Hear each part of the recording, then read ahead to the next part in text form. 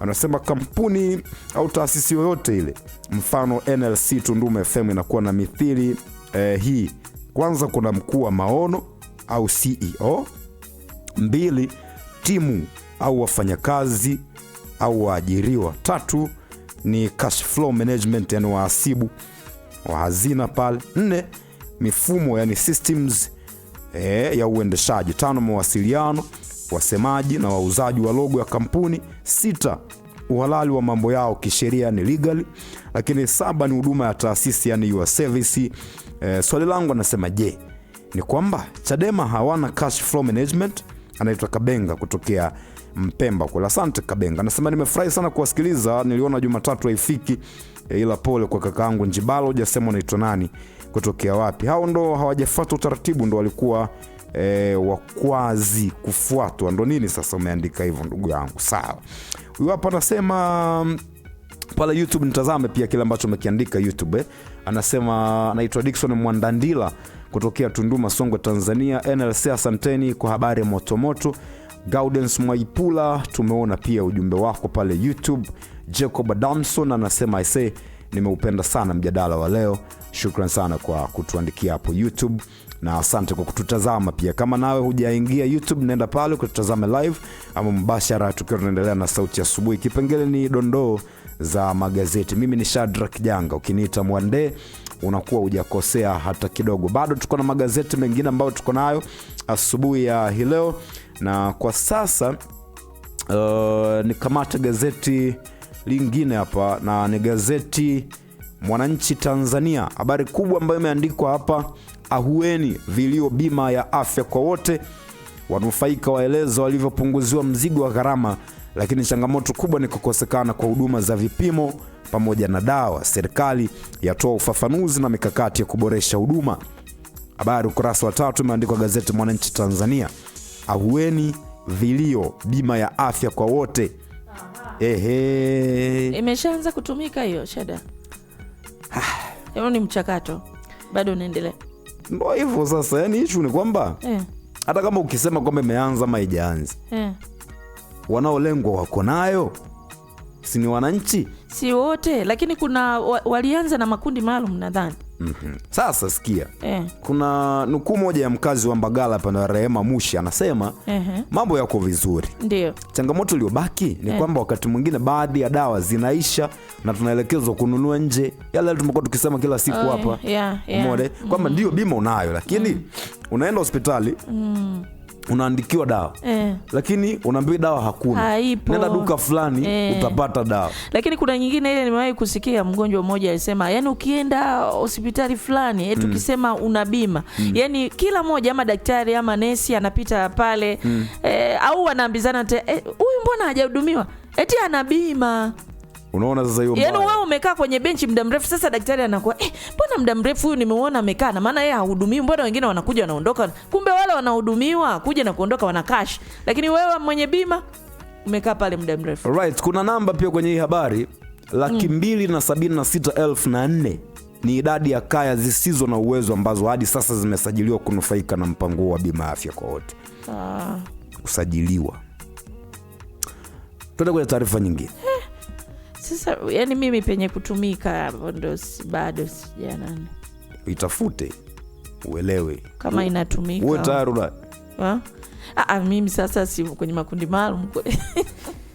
Butiku anasema tutaendelea kuwa walinzi wa utu, haki na usawa bila uoga. Mzee Butiku Joseph habari yake imeandikwa ukurasa wa 8, wa 9, wa 10 na wa 11. Butiku bwana. Taarifa nyingine inaandikwa hapo, watuhumiwa wa kesi za ugaidi wafikia 130. Ni wapi kule? Ni Mwanza? Ni wapi kule? Niliona wamekamatwa kama hii mikoa mbalimbali. Okay. Taarifa ya jeshi la polisi jana kupitia kwa msemaji wake DCP David Misime. Ndio hao hiyo idadi. Wengine walikuwa wanachochea katika mitandao ya kijamii, wengine kwenye mitandao tu ya simu hivi. watu kachome sijui tukafanya nini. Ndio ugaidi wa mbona unataja. Unajua mimi zamani ugaidi ni kwa kitajwa ugaidi wanakuja kina Osama bin Laden. Yani na mimi hivyo. Kwanza tuanzie tu hapo kwamba tukianza kutafsiri tu ama kudefine hiyo neno ugaidi ni nani? Ni mtu wa namna gani? Ugaidi? Mimi zamani nilikuwa najua ni neno zito sana. Wewe sasa hivi mbona kama linakuwa jepesi sana Na mimi nilikuwa najua magaidi ni watu fulani wanaotisha, ni watu fulani wanaofanya mambo magumu ambayo ugaidi ni kitendo kinacholenga kusababisha hofu kwa raia, serikali au jamii ya kimataifa na vyombo vyake.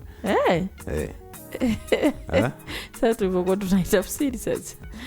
Neno lenyewe linatisha gaidi. Unajua sasa hivi umekuwa msamiati wao unakuwa kawaida nchini kwetu. Magaidi, unajua neno magaidi ama gaidi. Ukilisikia unasikitika, unapata hofu.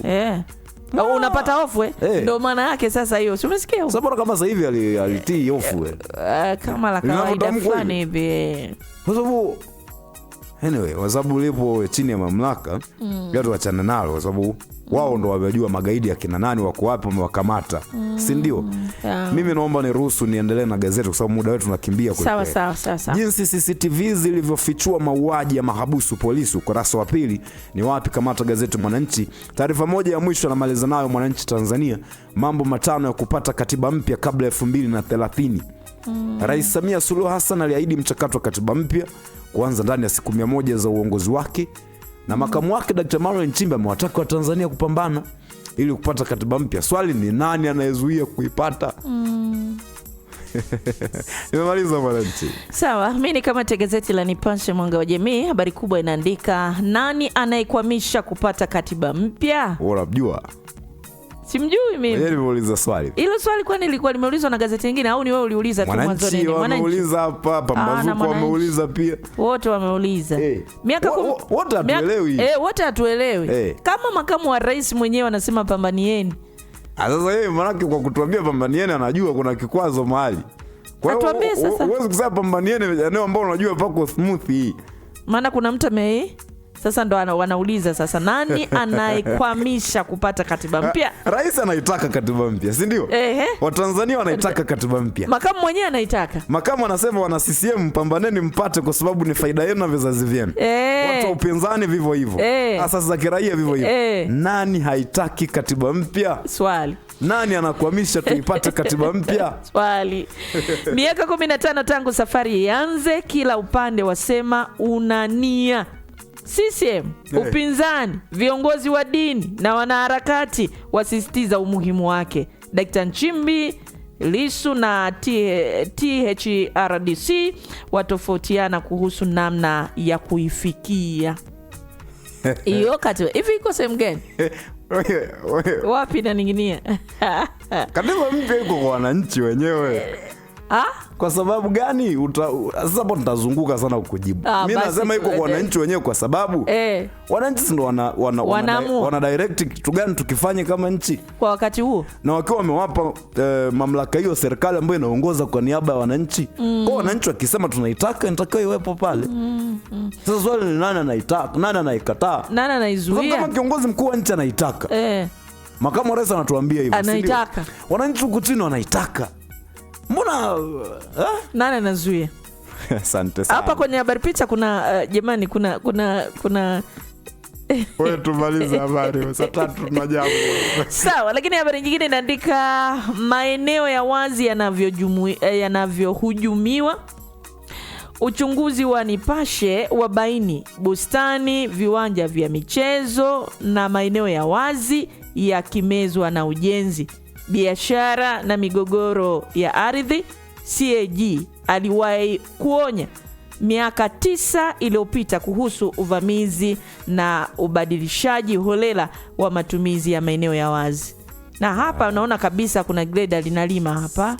Lakini unajua kwenye maeneo ya wazi unakuta mtu ameshaweka kibanda hapa, ameanza kuuza vipipi. Hasa wale ambao wanauza vipipi, unakuta mmatilie kaja akasema kumbe hata pipi nitaweza kuleta chakula. Huyu kaleta. Unashangaa pamejaa alianzisha mtu huyu eneo la wazi. Lazima mmoja aanze na wengine tunakuja. Fursa zinaonekana kwamba kumbe pale pana fursa, acha na mimi niende. Ndio hivyo, eneo la wazi linakuwa mara sasa unakuta kibanda ambacho kinahamishika kimekuwa kibanda ambacho hakihamishiki. Tayari wameshajenga hapa. Ndio.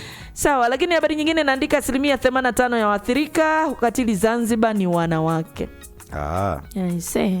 Ukurasa wa 16 utasoma habari hiyo kwa undani zaidi. Lakini habari nyingine, Chadema yamrejesha kazini aliyesimamishwa kisa tuhuma za Heche, na habari hii kuna mwendelezo wake. Ukurasa wa 19 utasoma habari hiyo kwa undani zaidi. Lakini habari nyingine inaandika safari mpya ATCL Oman kuchochea biashara na utalii. Hakika swa wote tunaelewa hilo, ndege inaondoka moja kwa moja hiyo mwanangu. Na hapa habari picha inaonekana Air Tanzania iko hapa. Lakini habari nyingine inaandika mkurugenzi wa jiji na diwani wajitosa sakata la kiwanda cha chokaa kule ndio ule kule Tanga. Ukurasa wa 4 utasoma habari hiyo kwa ndani zaidi. Gazeti Nipashe yanaandika haya. Basi malizia lingine lonalo, mimi sitomalizia kwa sababu ya muda.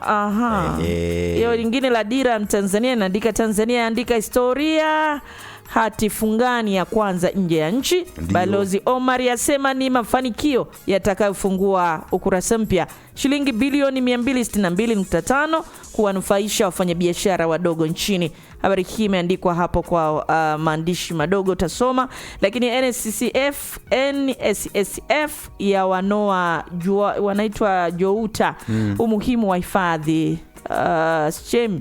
Habari hii utasoma kwa undani.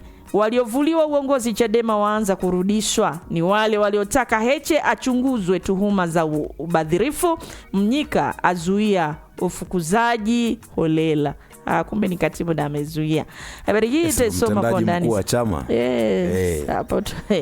Wakili Madeleka aondoka ACT Wazalendo. Aelekea wapi? Basi gazeti hili la Dira Mtanzania litakwambia. Ni hayo kwenye gazeti la Dira Mtanzania. Shukrani sana. Nilikuwa anapewa hapa msamiati na mtaalamu. Mtoto wa Kigogo. Anasema kwa hiyo mtoto wa Kigogo waliojifunika vitenge vya sisi. Ndio. Anasemaje? Anasema kwa hiyo tunaweza kusema ugaidi umeshamiri sasa. Kwa mwandishi sasa ilitakiwa andike gazeti umeshamiri Tanzania. Bwana, short after while tutakuwa tunarudi, na tukirudi tutakuwa na wageni wetu hapa ndani. Yuko mkurugenzi wa halmashauri ya mji wa Tunduma Mariam Chaurembo, lakini pia mwenyekiti wa halmashauri ya mji wa Tunduma Salum Juma Kiambi, si ndio? Hii ni Sauti ya Asubuhi, baki nasi mpaka saa 4 kamili asubuhi. Teddy Mkungu unamsikia hapa. Mimi naitwa Shadrack Kijango. Kinita Mwande unakuja kosea hata kidogo. Ni 92.1 Tunduma NLC FM Songwe. Twiza Secondary School inakuletea